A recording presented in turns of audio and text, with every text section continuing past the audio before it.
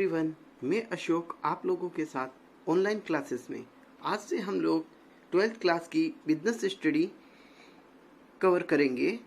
तो देखते हैं इसका सिलेबस क्या है और इसमें क्या है। ये क्लासेस 11th क्लास से 12th क्लास में जो प्रमोट हुए उनके लिए, साथ ही जो 12th में जिनके अभी एग्जाम होना है उन दोनों के लिए ये क्लासेस बड़ी महत्वपूर्ण होने वाली है।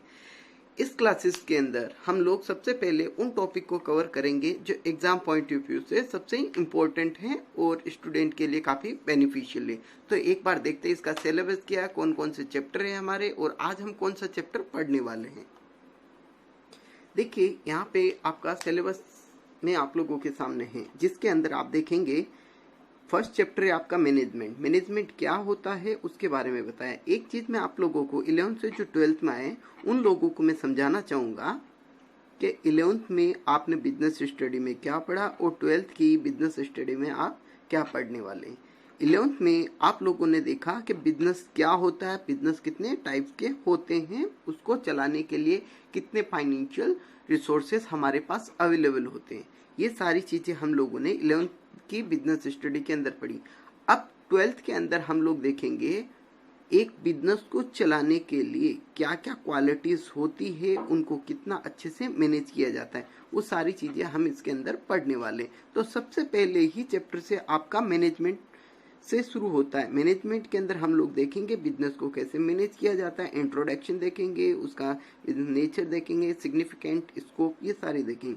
उसके बाद में इसका प्रोसेस और मैनेजर के अलग अलग लेवल होते हैं, उन लेवल के बारे में हम यहाँ पे समझेंगे। और principle and technique of management, यानी कि मैनेज करने के लिए अलग अलग हमारे साइंटिस्ट थे, उन्होंने क्या क्या टेक्निक्स वगैरह बताई है या क्या रूल्स है जिनको फॉलो करके ही आप एक बिजनेस को अच्छे से मैनेज कर सकते हैं। आगे बात करूंगा मोटिवेशन, बिजनेस में एम्प्लॉय को मोटिवेट करना, उनको कितना अच्छे से काम लेना, ये सारा leadership, marketing, sales, promotion, advertisement, यहाँ तक आप लोगों को ये। इसके बाद में मैं बात करूंगा एक chapter number 9 business law and contract act और तीसरा कॉन्ट्रैक्ट लीगल प्रोविजन। ये दो चैप्टर हैं जो दोनों आपस में इंटर रिलेटेड हैं। आगे मैं बात करूंगा एंटरप्रेन्योरशिप, एंटरप्रेन्योर्स, ये दोनों चैप्टर भी आपस में इंटर रिलेटेड हैं। उसके बाद में इंश्योरेंस क्या होता है, इंश्योरेंस के बारे में बताएं। उसके बाद में सोशल रेस्पॉन्सिबिलिटी, एक बिजनेसमैन की अपने सोसाइटी के प्रति क्या रेस्पॉन्सिबिलिटी होती है, वो चीजें इसमें बताएगा। लास्ट में आपका चैप्टर है goods and service tax, GST. इन सारे चैप्टर में से सबसे पहले मैं जो चैप्टर लेने वाला हूँ वो लेने वाला हूँ आपका चैप्टर 9 और 10। चैप्टर 9 और 10 लेने का रीजन क्या है, देखिए काफी स्टूडेंट को ये चैप्टर बहुत टफ लगते हैं। क्यों? क्योंकि ये पूरा लो बेस है और इसके अंदर आपको प्रॉपर लैंग्वेज में इन कंटेंट को लिखना होता है, समझना होता है। इसीलिए ये अभी तक आप लोगों ने पढ़ा इससे थोड़ा हट के है, तो हम लोग इनकी एक एक टर्मिनोलॉजी को समझेंगे। दूसरी चीज आपको एक मैं बताना चाहूंगा, ये इन 15 चैप्टर में से ये 2 चैप्टर एक ही सेक्शन में कवर होते हैं और ये दोनों चैप्टर आपके बोर्ड में 16 मार्क्स के कवर होते हैं। आउट ऑफ 80 ये 16 मार्क्स इसमें से कवर होते हैं 2 चैप्टर में से। इसके बाद में अगर मैं बात करूं जो करीब आपका ये दोनों चैप्टर 20% कवर करता है, और उसके बाद में अगर मैं फर्स्ट, सेकंड, थर्ड, ये तीनों चैप्टर भी 16 मार्क्स का कवर करते हैं। देखा जाए तो इस पूरे सिलेबस में सबसे ज्यादा ये 2 चैप्टर हैं जो आपकी स्कोरिंग कवर करते हैं। इनको हम अच्छे से समझेंगे और यहाँ आपके टोटल जो है 16 मार्क्स का कवर होगा। ये मैंने आप लोगों को अभी बता दिया था। अभी मैं बात कर लेता हूँ आपके एग्जाम का पेपर में कितने क्वेश्चंस होते हैं, कौन से सेक्शन से कितने क्वेश्चंस आते हैं। तो देखिए एक बार, चलिए मैं बात करूंगा। यहाँ पे देखिए आपके जो टोटल नंबर ऑफ क्वेश्चंस होंगे वो 30 क्वेश्चंस आएंगे। आपका जो पेपर होगा वो 4 सेक्शन में डिवाइड होगा। पहला सेक्शन ए सेक्शन होगा जो होगा very short answer type question. दूसरा आपका होगा आपका शॉर्ट आंसर, तीसरा होगा इसी में शॉर्ट आंसर सेकंड, और लास्ट होगा आपका ऐसे टाइप क्वेश्चन। यहाँ पे स्टूडेंट आपको समझना होगा क्या आपके जो ये वेरी शॉर्ट क्वेश्चंस हैं जो 1-1 मार्क्स के होते हैं, और शॉर्ट आपके फर्स्ट वाले 2-2 मार्क्स के, और शॉर्ट सेकंड वाले आपके 4 मार्क्स के, और लास्ट में ऐसे टाइप के आपके 6 मार्क्स के क्वेश्चन होते हैं। यहाँ पे एक चीज मैं आपको बता देना चाहता हूँ, ये मैं आप लोगों को इसकी मार्किंग का पर क्वेश्चन का आपको बता रखा है कि आपका यहाँ पे टोटल 10 क्वेश्चन आएंगे, 1 मार्क्स का ईच होगा। सेकंड सेक्शन में 8 क्वेश्चन होंगे और 2 मार्क्स के 9 क्वेश्चन होंगे, 4 मार्क्स ईच क्वेश्चन। इस तरह से आपका ये टोटल 80 मार्क्स का मेंशन कर रखा है। क्लियर है?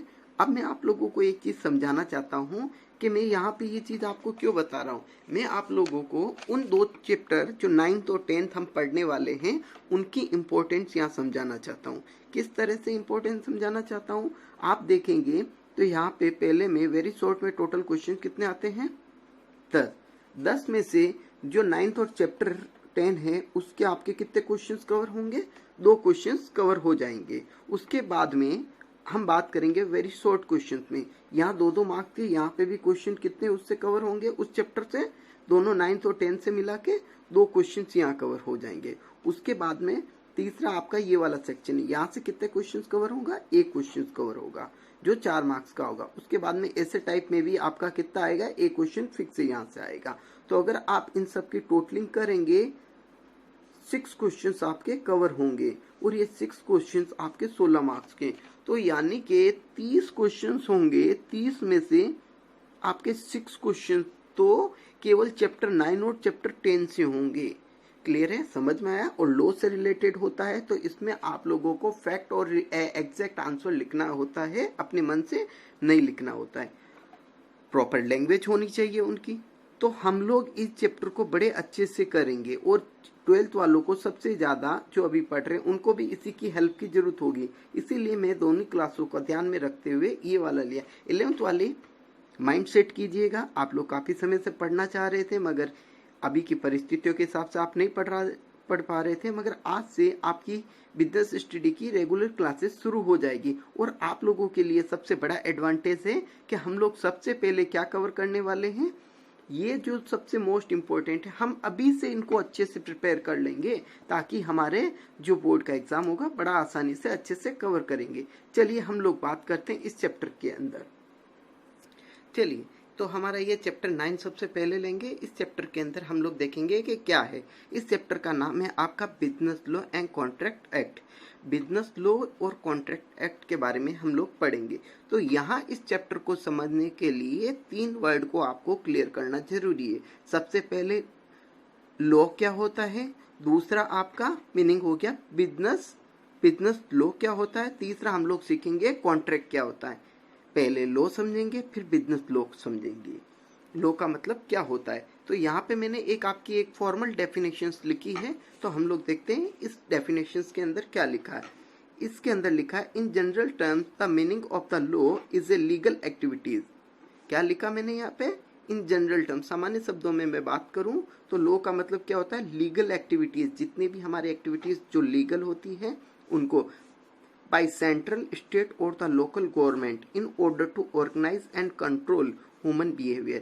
यानी कि ये जो लीगल एक्टिविटीज होती है, रूल्स एंड रेगुलेशंस होते हैं, वो सेंट्रल गवर्नमेंट, स्टेट गवर्नमेंट या लोकल गवर्नमेंट द्वारा इनको ऑर्गेनाइज किया जाता है या कंट्रोल किया जाता है। किनके ऊपर, ह्यूमन बिहेवियर के ऊपर। In the social, economic, political rules by law. यहाँ पे ये कहना चाहता है जितनी भी गवर्नमेंट कुछ रूल्स एंड रेगुलेशंस बनाती है वो ह्यूमन बिहेवियर को उनको पालन करने के लिए, फॉलो करने के लिए कहा जाता है, जिससे उसको एडमिनिस्ट्रेटिव एक्टिविटीज को अच्छे से चला सके कोई भी स्टेट गवर्नमेंट, लोकल गवर्नमेंट या सेंट्रल गवर्नमेंट। तो आप लोगों को लॉ का मीनिंग, बेसिकली स्टूडेंट को जनरल टर्म में लॉ का मीनिंग पता होता है कि लॉ क्या होता है। रूल्स एंड रेगुलेशंस होती है जो गवर्नमेंट वहाँ के पब्लिक को फॉलो करवाती है, जिससे क्या होता है, सारी एक्टिविटीज अच्छे से चल सकती है। तो यहाँ पे हम लोगों ने ये देखा कि लॉ क्या होता है। अब यहाँ से मैं आपको ट्राई किया, मैंने आपको इसको सिंपल शब्दों में समझाने की। तो क्या समझा हम लोगों ने लॉ के बारे में, एक तरह से ये रूल्स एंड रेगुलेशंस होते हैं जो गवर्नमेंट लोगों से रिक्वेस्ट करती है, आप उन रूल्स एंड रेगुलेशन को क्या करो, फॉलो करो, जिससे आप सेफ रह सकें और एक अच्छे हेल्थी एनवायरनमेंट में रह सके, जिसमें अगर ये नहीं होंगे तो कोई भी पर्सन क्राइम करेगा और बच के निकल जाएगा। ऐसे में कुछ रूल्स का फॉलो करेंगे, जो उनके खिलाफ रहेगा उसको पनिश किया जाएगा। तो आई होप कि आप लोगों को यहाँ देखिए आपको केवल समझना है इस चैप्टर को बेटर अंडरस्टैंडिंग के लिए। मैंने आप लोगों को लो का मीनिंग समझा दिया। चलिए आगे हम बात करेंगे बिजनेस लॉ क्या होता है। तो देखिएगा बिजनेस लॉ के बारे में यहाँ पे मीनिंग ऑफ बिजनेस लॉ की मैं बात करूँ, business law is A branch of law which construct of law, यानी कि ये कह रहा है कि लॉ जो होता है वो अपने आप में एक बहुत बड़ा एरिया होता है, उसी की एक ब्रांच है या फिर उसी का एक पार्ट है क्या, बिजनेस लॉ। क्लियर है, जिसके अंदर रिलेटिंग टू ट्रेड, यहाँ पे देखिएगा मैं आप लोगों को बता दूं, यहाँ पे ट्रेड, इंडस्ट्री एंड कॉमर्स तीन चीजों को वर्ड को यूज किया है। It is also called the commercial और मर्केंटाइल लॉ। तो यहाँ पे इस बिजनेस लॉ के दो नाम और हो गए, इसे कॉमर्शियल लॉ भी कहेंगे, मर्केंटाइल लॉ भी कहते हैं। अब इसमें क्या होता है, जो रूल्स एंड रेगुलेशन बने हुए होते हैं किसके, लॉ के, उसी में से बिजनेस से रिलेटेड कुछ रूल्स एंड रेगुलेशन से वो उसकी बात करें। यहाँ पे तीन वर्ड मैंने यूज की है, ट्रेड, इंडस्ट्री और कॉमर्स। यहाँ पे देखिए इंडस्ट्री का मतलब क्या होता है, इंडस्ट्री का मतलब होता है आपका प्रोडक्ट को प्रोड्यूस करना यानी उत्पादन करना। उसके बाद में जब वह प्रोडक्ट प्रोड्यूस होता है, ये सारा काम किसके अंदर आता है, इंडस्ट्री में। और उसके बाद में ट्रेड का मतलब क्या होता है, एक जगह से दूसरी जगह उसको ट्रांसपोर्ट करना, उसे हम लोग क्या कहते हैं, ट्रेड कहते हैं। और तीसरा आता है आपका कॉमर्स के अंदर आप लोग देखेंगे तो ये प्रोडक्शन से लगा के एंड यूजर तक की जितनी भी एक्टिविटीज होती है वो किसके अंदर आ जाती है, कॉमर्स में। तो यहाँ पे प्रोड्यूसर से कंज्यूमर तक पहुंचाने की जो चीजें होती है वो किसके अंदर आती है, कॉमर्स में। बच्चों आप लोगों से एक वर्ड है कंज्यूमर, दूसरा वर्ड है आपके कस्टमर, दोनों के अंदर आप लोगों को एक छोटा सा डिफरेंस पूछना चाहूंगा, अगर आप लोगों को पता है तो बताइए मुझे। अच्छा चलिए आप सोचिए एक मिनट के लिए, फिर मैं आप लोगों को कंज्यूमर और कस्टमर के बीच में डिफरेंस बताता हूँ, क्योंकि कॉमर्स का यूज होता है प्रोड्यूसर से कंज्यूमर तक की एक्टिविटीज को इन्वॉल्व करता है। देखिए किसी प्रोडक्ट को प्रोड्यूस करते हैं तो जो पर्सन उस प्रोडक्ट को बाई करता है वो तो क्या हुआ, कस्टमर। और बाई करने के बाद में उसको जब कंज्यूम किया जाता है तो वो क्या हुआ, कंज्यूमर। क्या हर परिस्थिति में कस्टमर कंज्यूमर होता है, नहीं, बिल्कुल नहीं होता है। जैसे हमारे पेरेंट्स हमारे लिए कुछ लेके आते हैं तो वो पेरेंट्स क्या हुए, कस्टमर हुए। हम उन चीजों को कंज्यूम करते हैं तो हम क्या हुए, कंज्यूमर हुए। क्लियर है, कस्टमर और कंज्यूमर में मैंने आप लोगों को यहाँ पे एक चीज बताई थी। तो हम लोगों ने यहाँ पे देखा कि ट्रेड क्या होता है, इंडस्ट्री क्या होता है और कॉमर्स क्या होता है। क्लियर है, अब यहाँ पे हम लोग देखेंगे या बिजनेस का काम क्या होता है, बिजनेस को इजी और स्मूथ बनाने के लिए, बिजनेस को आसान बनाने के लिए, जिससे क्या होगा, बिजनेस लॉ जो होगा बिजनेसमैन को प्रोटेक्ट करेगा। कोई भी इनलीगल मैटर अगर उसके खिलाफ कोई चीट करता है, फ्रॉड करता है, तो बिजनेस लॉ क्या करेगा, उसे प्रोटेक्ट करेगा ताकि वो सेफ वे में बिजनेस कर सके। रूल्स एंड रेगुलेशंस होंगे बिजनेस को करने से रिलेटेड। ऐसा ये लो बिजनेस लो इसीलिए बनाया गया है, किसी भी कंट्री की ग्रोथ जो होगी वो बिजनेसमैन के ऊपर डिपेंड करेगी। ऐसे में बिजनेसमैन को अच्छे से प्रोटेक्ट करेंगे, उसके खिलाफ किसी तरह का कोई फ्रॉड ना हो, तो वहाँ पे वो बिजनेस अच्छे से कर पाएगा। जब कोई बिजनेस अच्छे से होगा तो उस कंट्री की ग्रोथ भी अच्छे से हो पाएगी। चलिए यहाँ पे हम लोगों ने ये समझा बिजनेस क्या होता है, लॉ क्या होता है, बिजनेस लॉ क्या होता है।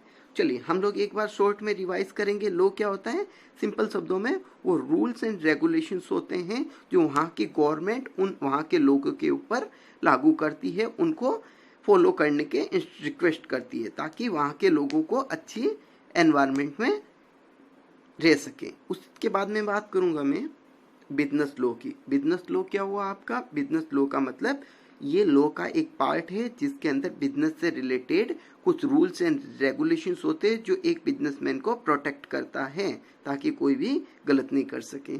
आई होप कि आप लोगों को लॉ और बिजनेस लॉ की मीनिंग क्लियर हो गई होगी। आगे मैं बात करूंगा scope of business law. Scope of business law होता क्या है, और वैसे तो ये बहुत से होते हैं मगर मैंने यहाँ पे जो मोस्ट इम्पोर्टेंट 10 है उनको यहाँ पे कवर किया। देखिए स्टूडेंट, हर चीज को आपको रटने की, हर चीज को करने की जरूरत नहीं है। चीजों को कई ऐसी भी होती है जो आप लोगों को समझने के लिए होती है, तो आप लोग ज्यादा इनके अंदर डीप से ना जाएं। मीनिंग समझ लिया, इसको केवल आपको समझना है, ना कि आपको इसको रटना है। चलिए, एग्जाम में इसका 1 मार्क का क्वेश्चन जरूर आ सकता है कि आपको एक्ट पूछ लिया जाता है। अब होता है क्या, पहले तो ये समझे scope of business law. Scope of business law क्या होता है? स्कोप में वो एरियाज जो बिजनेस के अंदर आते हैं, बिजनेस के अंदर जो जो एरियाज होते हैं वो कवर करते हैं। क्लियर है?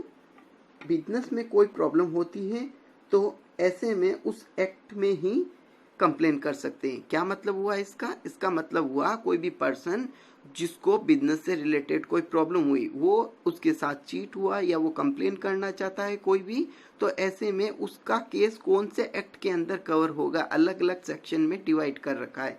जैसे इंडियन कॉन्ट्रैक्ट एक्ट, यहाँ पे कॉन्ट्रैक्ट के रिलेट, इसको हम बहुत अच्छे से डिटेल में पढ़ने वाले हैं। कॉन्ट्रैक्ट क्या होता है, क्योंकि मैंने कहा था हम पहला वर्ड सीखेंगे लॉ, फिर सीखेंगे बिजनेस लॉ, तीसरा सीखेंगे कॉन्ट्रैक्ट। तो ये एग्जाम में भी कई बार पूछा हुआ सवाल है, कॉन्ट्रैक्ट क्या होता है, इसको हम डिटेल से पढ़ेंगे। तो इसमें होता क्या है, जब कोई दो पार्टीज आपस में डील करते हैं तो और वो एनफोर्सेबल बाय लॉ होता है। क्या होता है एनफोर्सेबल बाय लॉ, हम आगे डिटेल से देखते हैं।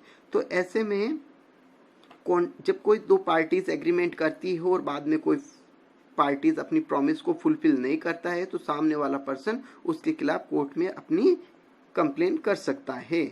उसके बाद में गुड्स को सेल करने से रिलेटेड कोई प्रॉब्लम आती है तो आपके लिए ये वाला एक्ट यूज करते हैं। एक चीज याद रखना स्टूडेंट, आप लोगों को अगर एक्ट का जो ईयर याद हो तो एग्जैक्ट लिखें, अगर याद नहीं हो तो उसको छोड़ दें, क्योंकि आपने गलत नहीं लिखना है इसके अंदर। आगे मैं बात करूंगा इंडियन पार्टनरशिप एक्ट 1932। आप लोग 11th की बीएसटी में बहुत अच्छे से फैमिलियर हो। ये 1932 पार्टनरशिप के रिलेटेड अगर कोई डिस्प्यूट होता है तो इसके अंदर कंप्लेन रजिस्टर करवाते हैं। नेगोशिएबल इंस्ट्रूमेंट एक्ट 1882, यहाँ का इसके अंदर आप लोग promissory note, bill of exchange, ये जितने भी होते हैं उनके खिलाफ अगर कोई प्रॉब्लम होती है तो यहाँ पे केस रजिस्ट्री। कंपनी एक्ट 2013, ये भी आप लोगों को अच्छे से बताया कि 11th में क्या 11th में भी पढ़ा था, और कंपनी से रिलेटेड क्या चीजें होती है। तो कंपनी से रिलेटेड अगर कोई इश्यू होता है तो वो इसके अंदर कवर करते हैं। उसके बाद में कंज्यूमर को प्रोटेक्ट करने के लिए ये एक्ट कवर होता है। उसके बाद में लेबर एक्ट, लेबर एक्ट के अंदर लेबर को कौन कौन से बेनिफिट मिलेंगे, अगर वो कोई भी पिटीशन करना चाहते हैं उनको अपने बेनिफिट के लिए, तो इस एक्ट के थ्रू कर सकते हैं। उसके बाद में आप लोग देखेंगे security exchange board of India, इसका सेबी 1992। यहाँ पे सेबी जो होता है वो कंपनी के शेयर को रिलेटेड रूल्स एंड रेगुलेशंस बनाता है, उनको फॉलो करवाता है। उसके बाद में इंफॉर्मेशन टेक्नोलॉजी एक्ट 2000, अगर आईटी से related, cyber crime related business से होता है तो वो इसके अंदर कवर करते हैं। लास्ट यहाँ पे दे रखा है इंडस्ट्रियल लॉ, इंडस्ट्री से रिलेटेड कोई हो, कोई डिस्प्यूट हो, कंप्लेन करनी हो तो वो इस एक्ट के अंदर किया जाता है। तो हम लोगों ने देखा कि हम लोग यहाँ पे स्कोप का मतलब होता है बिजनेस में कोई भी अगर प्रॉब्लम आती है तो वो अपनी कंप्लेन करने के लिए इन एक्ट के अकॉर्डिंग करता। आप लोग एक बार देख लीजिए, बाकी का इसके अंदर ज़्यादा डिटेल से रटने की आपको ज़रूरत नहीं है। हाँ, तो हम लोगों ने अब हम सबसे इम्पोर्टेंट टॉपिक की तरफ बढ़ने वाले हैं, और वो आपका टॉपिक क्या है देखते हैं आगे। चलिए, हम उस मीनिंग के ऊपर आ गए, कॉन्ट्रैक्ट। अब हम यहाँ पे समझने वाले हैं कि कॉन्ट्रैक्ट होता क्या है। बेसिकली यहाँ पे मीनिंग ऑफ कॉन्ट्रैक्ट की एक फॉर्मल डेफिनेशन से पहले हम लोग उसको देखेंगे। आपके 1 मार्क का क्वेश्चन आता है, what do you mean by contract. तो आप लोगों को क्या लिखना है, कितना लिखना है वो देखिए। यहाँ पे आप लोगों को लिखना है according to section 2H, according to section 2H of the Indian contract act 1872। उसके बाद में लिखा an agreement enforceable by law is a contract. Clear है? तो यहाँ पे ये आपकी एक फॉर्मल डेफिनेशन हुई। अब कॉन्ट्रैक्ट क्या होता है उस चीज को मैं आपको सिंपल शब्दों में समझाने की कोशिश कर रहा हूँ। कॉन्ट्रैक्ट के लिए 2 एलिमेंट का होना जरूरी होता है, mainly 2 element in the contract. पहला एन एग्रीमेंट, दूसरा एनफोर्सेबल बाय लॉ। क्लियर है? ये 2 चीजें मैंने आपको यहाँ पे लिखी है। चलिए, तो यहाँ पे देखेंगे हम लोग पहला हो गया आपका एन एग्रीमेंट। अब एग्रीमेंट कैसे बनता है? एग्रीमेंट बनता है आपका प्रपोजल प्लस एक्सेप्टेंस से। अब प्रपोजल क्या होता है, एक्सेप्टेंस क्या होता है? आप जब किसी को ऑफर करते हो कोई भी चीज, कोई भी काम को करने या नहीं करने के लिए, कोई भी एक्ट को करना या नहीं करने के लिए जब किसी को आप ऑफर करते हो तो उसे हम लोग प्रपोजल कहते हैं या फिर ऑफर कहते हैं। जब सामने वाली पार्टी उसको एक्सेप्ट कर लेती है तो उसको हम लोग एक्सेप्ट कहते हैं। क्लियर है? ये दोनों चीजें जब मिल जाती है तो वो क्या बन जाता है? एग्रीमेंट बन जाता है। जितने भी प्रपोजल को एक्सेप्ट किया वो सारे क्या बनते हैं? एग्रीमेंट। अब यहाँ पे समझने वाली चीज है, जितने भी एग्रीमेंट होते हैं वो अगर लॉ से एनफोर्स करवा सके, यानी कि लॉ उनको परमिशन देता है, तो वो आपका क्या बन जाएगा? कॉन्ट्रैक्ट बन जाएगा। इसको हम समझ सकते हैं। तो देखिए इसका फॉर्मूला भी लिखा है मैंने आपको, contract is equal to agreement plus enforceable by law. इसका मतलब क्या होता है? देखिए एक क्वेश्चन ये भी आता है, all contract are agreement but all agreement are not contract. क्या मतलब हुआ? जितने भी कॉन्ट्रैक्ट होते हैं वो सब आपके क्या होते हैं? एग्रीमेंट होते हैं। बट जितने भी एग्रीमेंट होते हैं वो सभी कॉन्ट्रैक्ट हो ऐसा जरूरी नहीं है। ऐसा कैसे? हम इसको एक एग्जांपल के थ्रू समझेंगे। देखिए ए ने बी को, यहाँ पे ये समझ लेते हैं ए पर्सन है और ये कौन है? बी है। ए ने बी को कुछ काम करने के लिए किया। ए ने बी को कोई कार्य बोला कि आपको ये वर्क करना है। बी उस काम को करने के लिए रेडी हो जाता है, तो वो क्या बन गया? उनका एग्रीमेंट बन गया। बट कानून उसको परमिशन नहीं देता ऐसा काम करने की। जैसे आप लोगों ने देख रखा होगा, काफी मेडिसिन्स ऐसी हैं जिनको आप बेच नहीं सकते हो, या फिर हम बात करेंगे जितने भी हमारे हथियार वगैरह होते हैं उन चीजों का हम लोग बिजनेस नहीं कर सकते हैं। ऐसे में ए बी को ऑफर करता है कोई क्राइम करने का कि अगर आप वो क्राइम करेंगे तो मैं आपको इतने रुपए दूंगा। तो बी ने कहा ठीक है, मैं वो आपके लिए काम कर दूंगा। तो दोनों के बीच में एग्रीमेंट तो हो गया, मगर वो लो परमिशन नहीं देता है, इस वजह से वो आगे कन्वर्ट नहीं हुआ, इसी वजह से वो कॉन्ट्रैक्ट नहीं बना। तो एग्रीमेंट तो हुआ ना। तो मैंने क्या कहा था आपको? All agreement are not contract, यानी सभी एग्रीमेंट कॉन्ट्रैक्ट नहीं हो सकते हैं, बट सारे कॉन्ट्रैक्ट आपके एग्रीमेंट हो सकते हैं। क्योंकि कॉन्ट्रैक्ट किससे बना? Agreement plus enforceable by law, यानी एग्रीमेंट हुआ और कानून ने उसको परमिशन दी, तो वो क्या बन गया? कॉन्ट्रैक्ट बन गया। क्लियर है? आई होप कि आप लोगों को ये समझ में आया होगा। मैं आप लोगों को इस वीडियो के अंदर बेसिक समझाया था, लॉ क्या होता है और बिजनेस लॉ क्या होता है। ये दो वर्ड समझने के बाद में कॉन्ट्रैक्ट क्या होता है, जो मैंने आपको सिंपल शब्दों में समझाने की कोशिश की थी।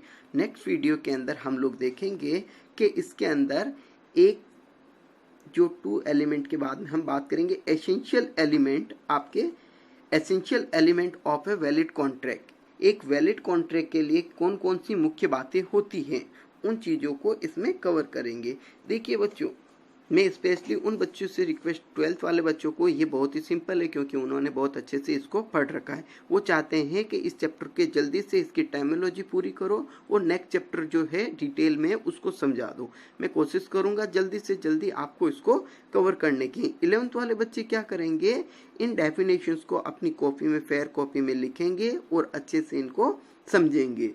क्लियर है? और आप इससे रिलेटेड आज आपके लिए क्या होमवर्क में दे रहा हूं, आप यहाँ पे 5 एग्जाम्पल बनाएंगे जो प्रपोजल तो होता है और एक्सेप्ट भी होता है, मगर एनफोर्सेबल बाय लॉ नहीं हो सकता। ऐसे 5 एग्जाम्पल लिखेंगे और 5 एग्जाम्पल वो लिखेंगे जिसमें प्रपोजल भी होता है, एक्सेप्टेंस भी होता है और एनफोर्सेबल बाय लॉ होता है। क्लियर है? तो वो क्या बन जाएगा? आपका कॉन्ट्रैक्ट बन जाएगा। आप बेटा इसमें जितने एग्जाम्पल के थ्रू समझाएंगे उतना ही बेटर होगा। ये आपका चैप्टर थोड़ा सा एक फॉर्मल लैंग्वेज में चलता है, इसी वजह से थोड़ा आपको ध्यान रखना है। इंपॉर्टेंट ये भी रखना, आपको सेक्शन याद रखना है 2H सेक्शन के अकॉर्डिंग। क्लियर है? तो चलिए आज की इस क्लास में हम लोगों ने ये बात की। मिलते हैं नेक्स्ट क्लास में, तब तक अपने घर में सुरक्षित रहिए।